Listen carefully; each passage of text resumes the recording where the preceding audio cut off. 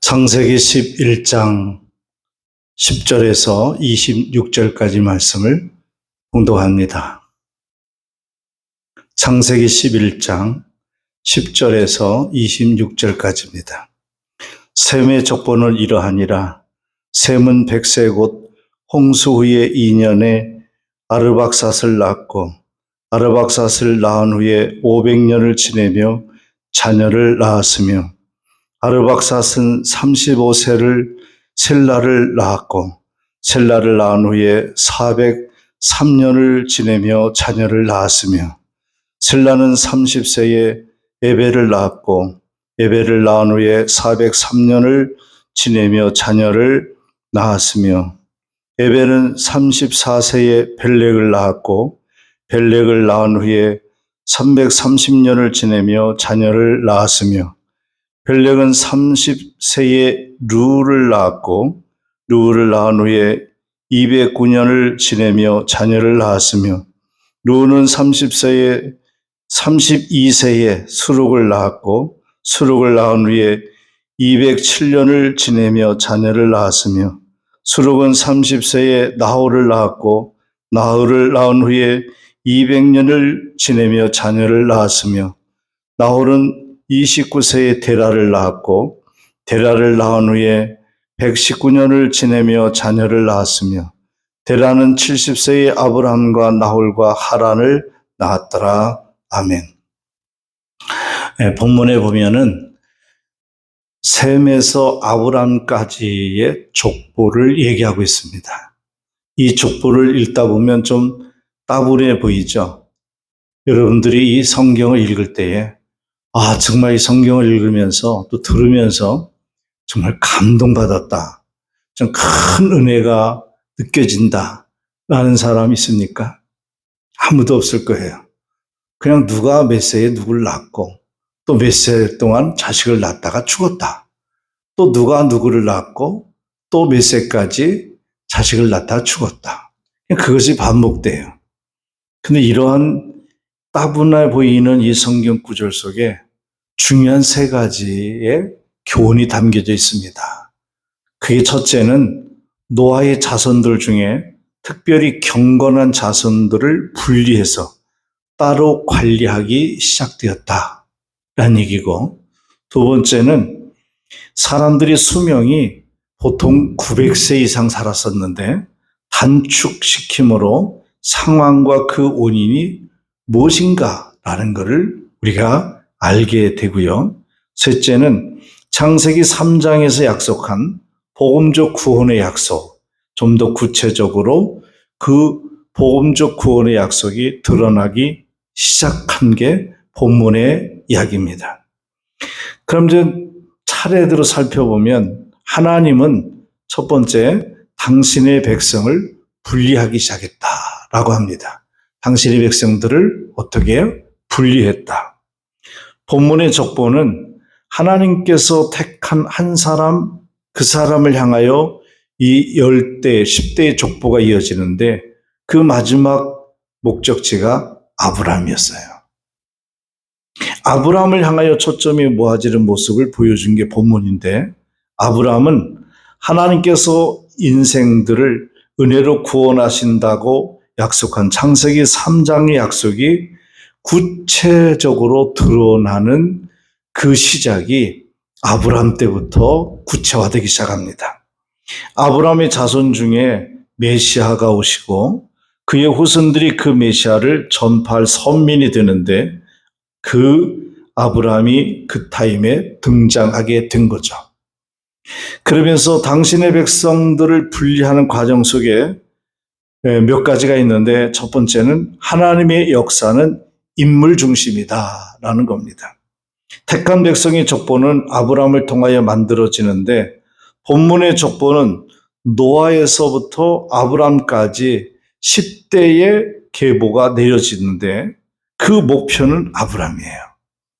하나님의 역사는 인물 중심입니다. 이런 관점에서 볼 때 하나님의 역사가 인물 중심인데, 그렇다면 나는 그 중심에 있는가? 나 자신을 들여다봐야 되는 거예요. 하나님의 역사는 인물 중심이다. 그러면 하나님 역사 중심에 나도 사용되고 있는가? 이걸 한번 체크해 보자는 거죠. 자, 광야 시대에는 누구예요? 모세가 중심이었어요. 그리고 가나안 시대에는 사사들이, 선지자들이 중심이었고, 귀한 시대에는 에스라가 중심이었고, 그리스도의 직전에는 세례 요한이 중심이 됐고요. 그리고 역사를 통틀어서 그리스도가 중심이 됩니다. 그 역사의 중심은 그리스도인데, 그래서 그분이 오심으로 그 기점을 주전주후로 나눈, BC, AD로 나눈 거죠. 인류의 역사가 그리스도의 중심이기 때문에 역사의 그 표시를, 역사의 시점을 주전과 주후로 나눌 때 그리스도가 오시는 기점으로 정해졌다는 거죠. 나의 중심에서, 그러면 내 삶의 중심 속에 내 안에 그리스도가 있는가라는 겁니다. 그리스도가 역사 인류의 중심이라면 내가 그 중심의 무대에 있기를 원하는 마음을 가졌다면 내 안에 그 역사의 주인공이신 그리스도가 내 안에 있느냐라는 겁니다.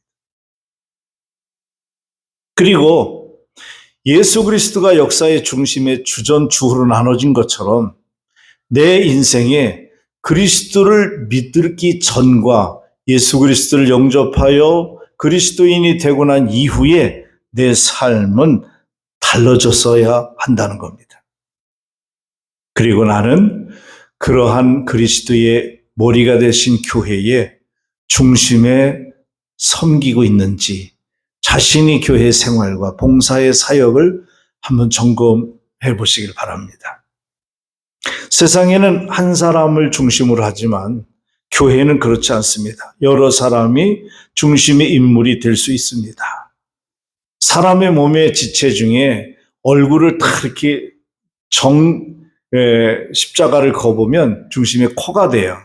그럼 코가 제일 중요한 거냐? 그렇지 않습니다. 코가 중요한 것처럼 입도, 눈도, 귀도, 그리고 멀어져 있는 팔다리도 중요하죠. 마찬가지로 교회에서 목사가 되든 목장이 되든 또 권사 집사가 되든 장로가 되든 또 찬양단이 되든 또 안내위원이 되든 그리고 교회에서 청소를 하든 식탁 봉사를 하든 무슨 일을 하든지 우리는 다 그리스도의 중심에 있다라는 것이죠. 그래서 모든 것이 다 귀한 겁니다. 천한 게 하나도 없어요. 그리스도의 말씀이 그 마음에 있고 말씀대로 순종하는 사람이라면 그는 교회의 중심에 서 있는 것입니다.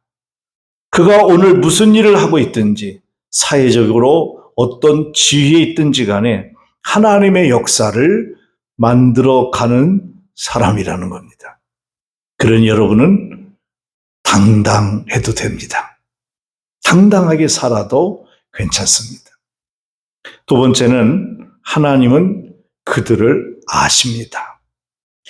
대중적으로 그냥 대충 아는 게 아니라 개인적으로 아시고 피상적으로 아는 것이 아니라 구체적이며 상세하고 철저하게 아십니다. 그들이 조상을 아시고 혈통을 아시고 그리고 그들의 이름을 아시고 그들이 살았던 연수 횟수를 알기 때문에 오늘 몇 년에 죽었다, 몇 살에 죽었다라고 기록되어 있습니다. 그들이 세상에 남겨놓은 자손들을 아시고 그들이 이룬 일들도 다 아십니다.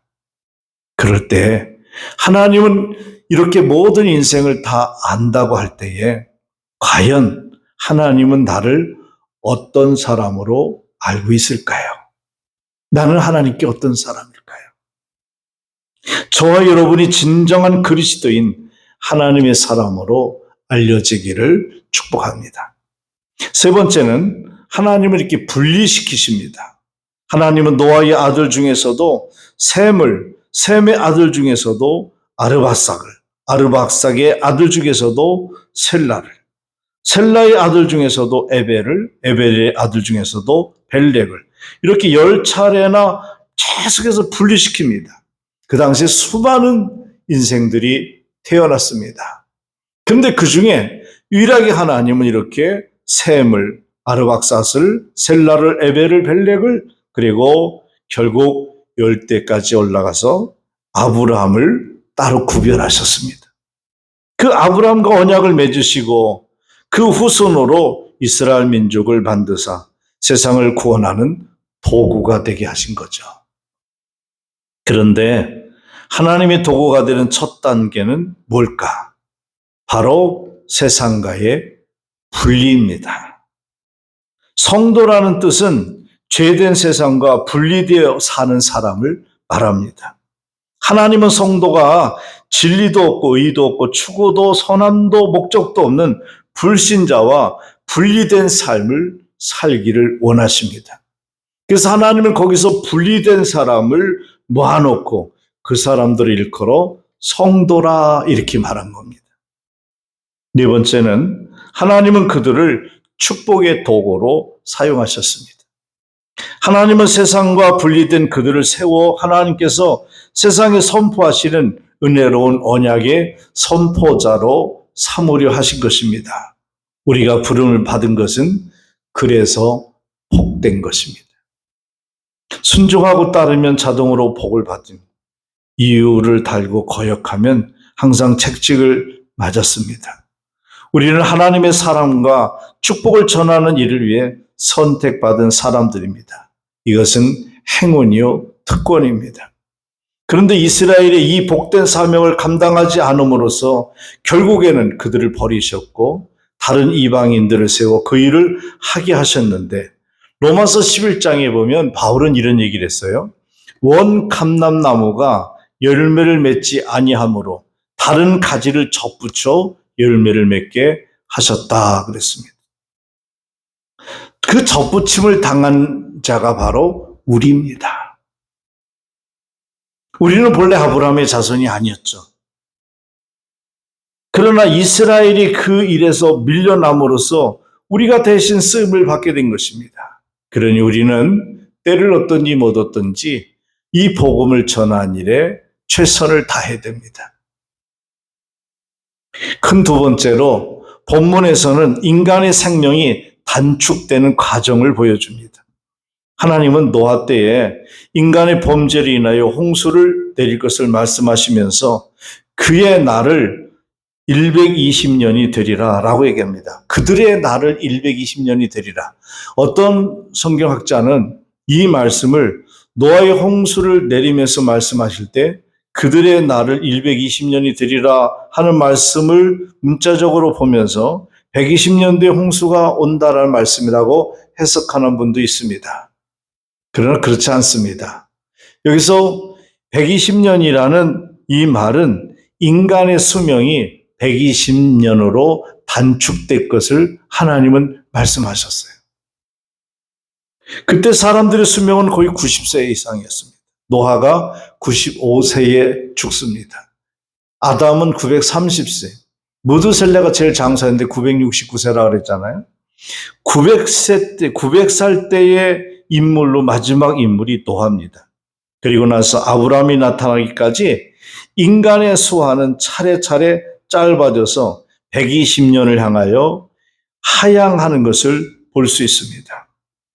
그래서 모세도 보면 80세 호렙산에서 부름받아 40년 동안 이스라엘 사람들이 광야로 인도하다가 가나안 땅을 바라보고 요단강 앞에서 그는 그냥 가나안 땅을 바라보기만 하고 죽습니다.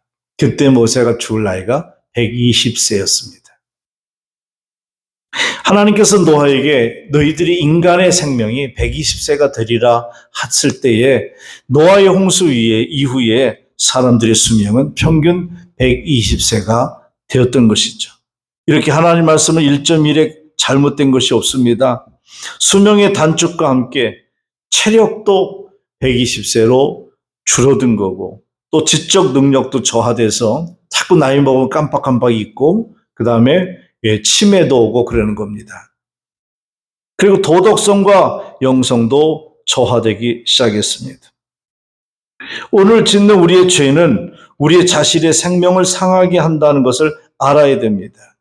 그래서 하나님께서 우리에게 특별한 은총을 줬는데 그 문제를 해결할 수 있는 방법이 회개입니다. 회개를 통해서 우리를 다시 회복시키기를 원하시는 하나님이시죠. 끝으로 세 번째, 복음적 약속이 구체화되기 시작했습니다. 하나님은 셈에게 영적 축복을 약속하셨죠. 창세기 9장 26절 27절에 보면 또 이르시되 셈의 하나님 여호와를 찬송하리로다.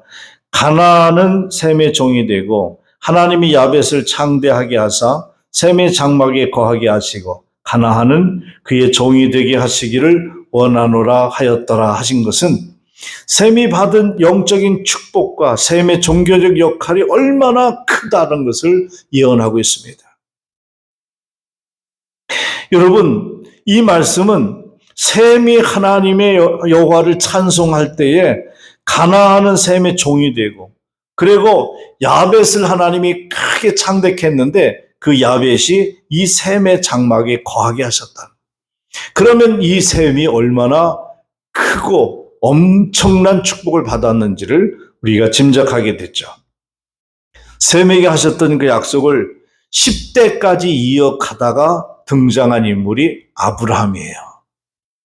아브라함 때 하나님의 약속이 성취되기 시작합니다.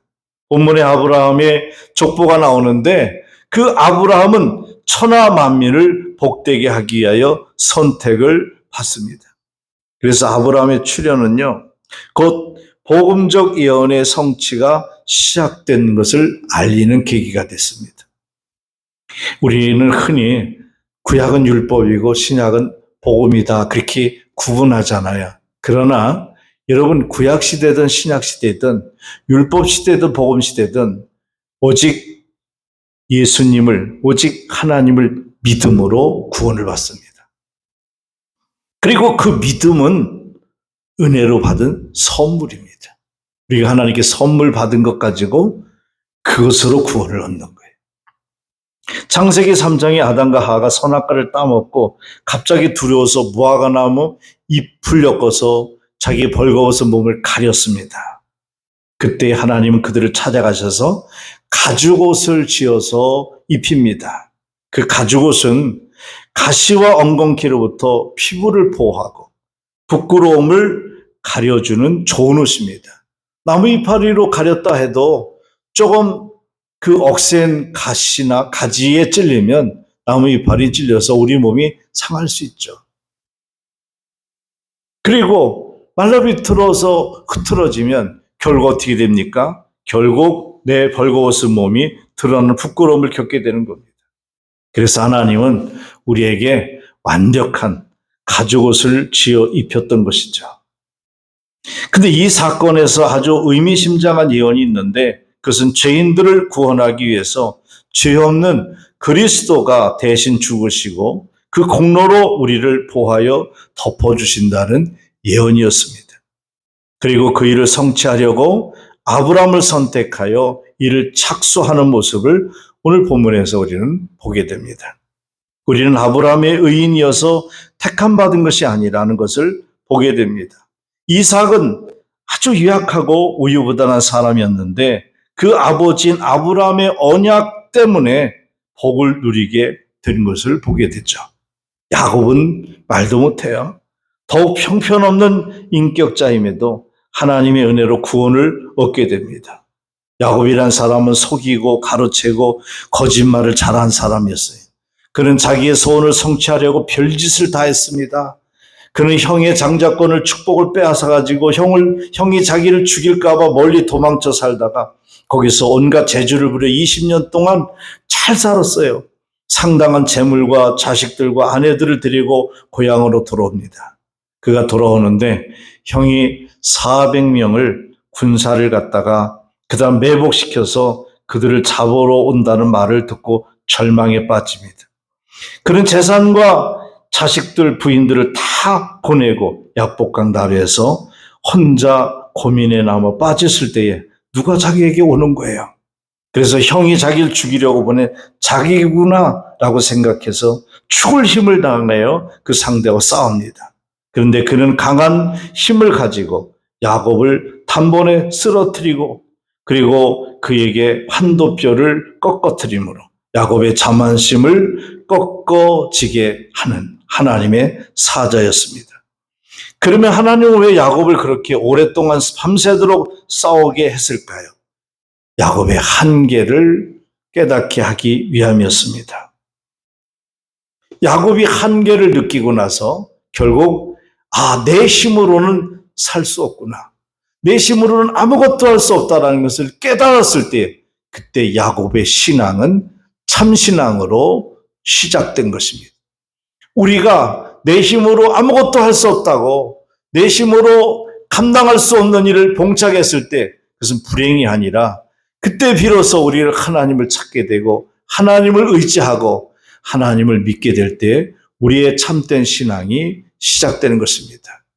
그러므로 저 여러분 모두가 이러한 은혜를 받은 사람들로 감사하고 아무리 힘들고 어려운 일이 있어도 주 안에서 믿음으로 승리하는 우리 모두가 될 수 있기를 바랍니다. 하나님은 이렇게 셈의 가정을 출발을 해서 아브라함까지의 그 10대의 계보를 우리에게 보여주시면서 하나님께서 우리에게 약속한 언약이 절대 1.1에도 변함없이 이루시고 성취하시는 하나님을 우리는 보게 됩니다. 이 하나님이 앞으로도 저와 여러분을 하나님의 역사의 선상에 우리를 두기를 원하고 내가 거기서 그 하나님의 역사를 계속 계승해가는 하나님의 종이 되기를 원하십니다. 그 일에 우리 모두가 쓰임받는 우리 교우들이 다 되시기를 주의 이름으로 축복합니다. 기도하겠습니다.